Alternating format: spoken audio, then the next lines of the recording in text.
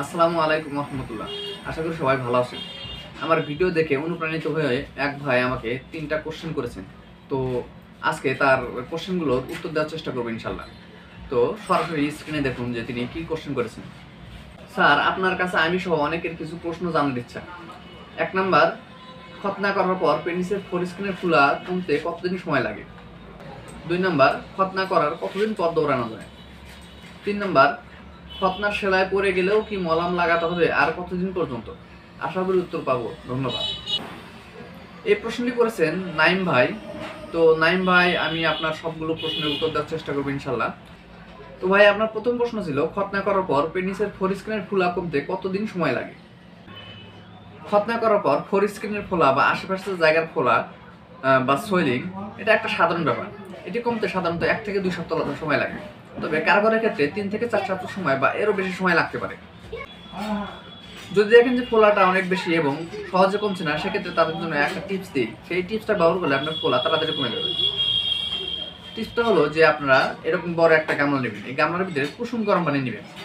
এই কুসুম গরম পানির ভিতরে 2 চা চামচ লবণ এবং 2 চা চামচ পবিট্রিন আয়োডিন, যা বাজারে 10% ভায়োডিন নামে পাওয়া যায়, সেটা দিবেন। দিয়ে পেনিসটা এই পানির ভিতরে ডুবিয়ে 15 মিনিট থাকবে। এভাবে দিনে 3 বার 15 মিনিট বসে থাকবেন।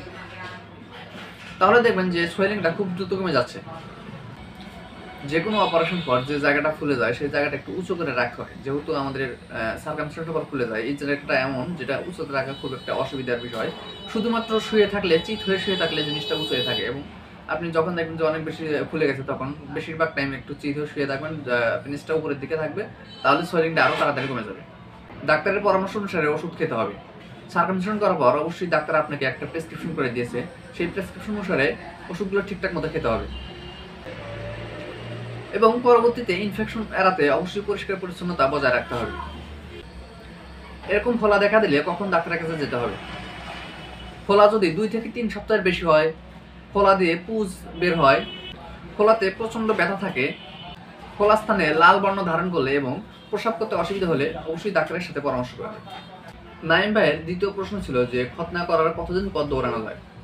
তো এই প্রশ্নের উত্তরটা এভাবে দেওয়া যায় না। তার কারণ হচ্ছে খতনার বিভিন্ন রকম পদ্ধতি রয়েছে। এসব পদ্ধতির উপরে এই দৌড়ানোটা বা হাঁটা চলা নির্ভর করে। যেমন আমাদের পূর্বের যে পদ্ধতিগুলো রয়েছে, যেমন বুলেটিং মেথড বা হাজামি পদ্ধতি, এই পদ্ধতিতে খতনা করার পর মিনিমাম 2 থেকে 3 সপ্তাহ আপনি দৌড়াদৌড়ি করতে পারবেন না। তারপরে যে পদ্ধতিটা এসেছে সেটা হচ্ছে ডিসেক্টিং মেথড, অর্থাৎ ফোরস্কিনটা কেটে সেখানে সেলাই করে দিতে হয়। এই পদ্ধতিতে আপনি 1 থেকে 2 সপ্তাহ দৌড়াদৌড়ি করতে পারবেন না।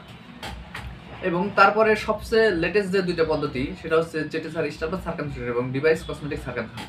তো জেটেসার স্টাবলার সার্কামসিশন এটাও 1 থেকে 2 সপ্তাহ দৌড়াদৌড়ি করতে পারবেন না। তবে যেটা ডিভাইস কসমেটিক সার্কামসিশন, এটা খতনা করার পর থেকেই আপনি দৌড়াদৌড়ি করতে পারবেন। আমার চ্যানেলে এরকম একটা ভিডিও আপলোড করছি যে বাচ্চাকে খতনা করানোর পরেই বাচ্চা দৌড়াদৌড়ি করছে। আমি ওই ভিডিওটার লিঙ্ক আই বাটনে দিয়ে দিব এবং ডেসক্রিপশনে দিয়ে দেবো, আপনারা চাইলে সেটা দেখে আসতে পারেন। নাইম ভাইয়ের 3 নম্বর প্রশ্ন ছিল খতনার সেলাই পরে গেলেও কি মলম লাগাতে হবে আর কতদিন পর্যন্ত। এই কোশ্চেনের অ্যান্সারটাও একরকম না। তার কারণ হচ্ছে বিভিন্ন রকম পদ্ধতি, বিভিন্ন রকম সেখানে পদক্ষেপের প্রয়োজন। এখন আমরা যে ডিসেক্টিং মেথড বা ক্লাসিক মেথডে বলি, সেটা হচ্ছে ফোরস্কিনটা কেটে সেখানে সেলাই দেওয়া হয়। তো ভাই এই পদ্ধতির কথাই বলেছেন। তো এই পদ্ধতিতে যে সুতার দিয়ে সেলাই দেওয়া হয় বা যে সুতা দিয়ে সেলাই দেওয়া হয় সেটা হচ্ছে অ্যাবজর্বেবল সুতা, অর্থাৎ এই সুতাটা অটোমেটিকলি ভিতরে অ্যাবজর্ব হয়ে যায়, গলে যায় এবং বাইরের অংশটা একাই পড়ে যায়, এটা কাটার প্রয়োজন হয় না। তো এটা একা পড়ে যেতে দেখা যাচ্ছে যে 2 থেকে 3 সপ্তাহ সময় লাগে এবং এখানে মলম ব্যবহার করা যায়, বিভিন্ন রকমের মলমই ব্যবহার করা যায়। তবে এটা নির্ভর করে যে অবস্থার উপরে। যদি সেখানে ইনফেকশন হয় বা ইনফেকশন হতে যাচ্ছে, এরকম অবস্থায় অ্যান্টিবায়োটিক মলমগুলো রয়েছে যেগুলো ইনফেকশন প্রিভেন্ট করার জন্য ব্যবহার করা হয়। তো অবশ্যই এটা সবাই সাজেস্ট করে না, বিভিন্ন ক্ষেত্রে অবস্থার উপর নির্ভর করে বিভিন্নটা সাজেশন করা লাগে। তো এই বিষয়টা সাধারণত যদি ভালো থাকে সেক্ষেত্রে এসব অ্যান্টিবায়োটিক মলম বা আদার্স যে অ্যান্টিসেপটিক মলম রয়েছে সেগুলো ব্যবহার করলেও হয় বা না করলেও কোনো অসুবিধা নাই।